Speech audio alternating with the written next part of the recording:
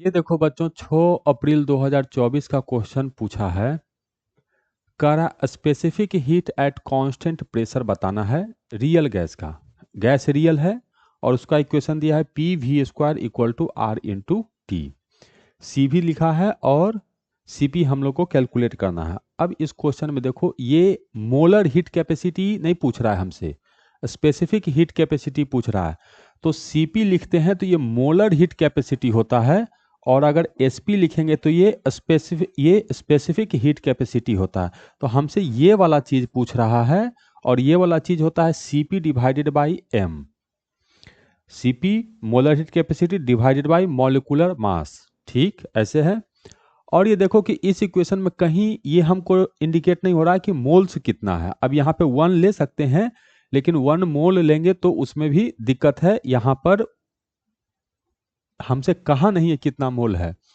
तो अब ये क्वेश्चन जो है वो भगवान भरोसे ही है, एनटीए ने सेट किया है। इस तरह के क्वेश्चंस आते रहते हैं, उसमें हम लोग कुछ नहीं कर सकते हैं, उनकी अपनी मनमानी है, कोई कुछ नहीं कर सकता। अब इसको हमको मान लो सॉल्व करना है, तो कैसे हम लोग सॉल्व करेंगे उसको देखते हैं। तो हमें ये सीपी कांस्टेंट प्रेशर के लिए कैलकुलेट करना है, तो मैं प्रोसेस मान लेता हूं आइसोबारिक प्रोसेस ले रहा हूं। अब कुछ चीजें आपको समझना है कि Cp minus CV equal to R, ये वाला चीज यहां पर नहीं होगा, क्योंकि ये केवल और केवल आइडियल गैस के लिए होता है और गैस हम लोग का आइडियल नहीं है। PV इक्वल टू NRT नहीं दिया है, PV square equal to RT।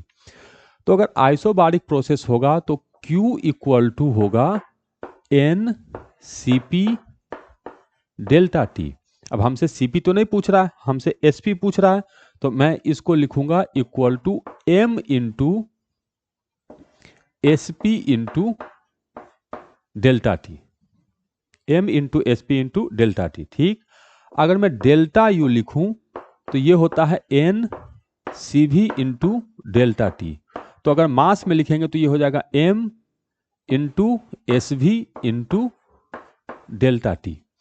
अब वर्क डन कैलकुलेट करना है, तो वर्क डन इक्वल टू होता है इंटीग्रेशन ऑफ पीडीवी, ठीक।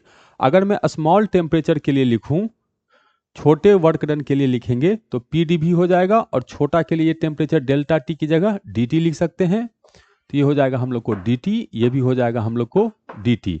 स्मॉल वर्क डन लिखेंगे तो ये पीडीवी आएगा।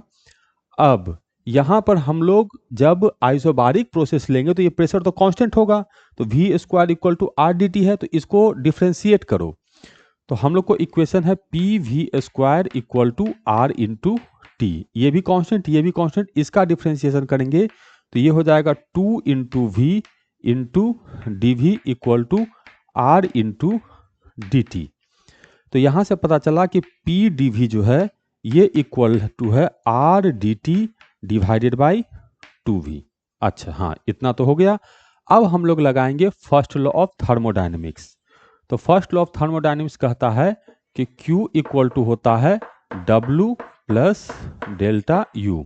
तो Q कितना है, तो यह है M SP delta DT equal to W कितना है R DT divided by 2v, और डेल्टा U कितना है एम एस भी डेल्टा टी, तो एम एस भी डी टी। तो यहां से डी टी सब जगह से कैंसिल हो जाएगा। तो यहां से पता चला कि एस पी जो होगा ये R by 2m into V और प्लस एस भी होगा एस पी। अब यहां देखोगे तो कोई भी ऑप्शन हम लोग को मैच नहीं कर रहा है। अगर मैं इसमें m इक्वल टू 1 पुट करता हूं तो मेरा ये आंसर मैच कर रहा है। मतलब मैं रियल गैस कितना मास ले रहा हूं, अगर मैं 1 kg लूंगा, यूनिट मास लूंगा, तब मेरा चौथा ऑप्शन मैच कर रहा है। तो इस क्वेश्चन में ये एजम्पशन लिया गया है कि मास कितना है हम लोग का, यूनिट मास है।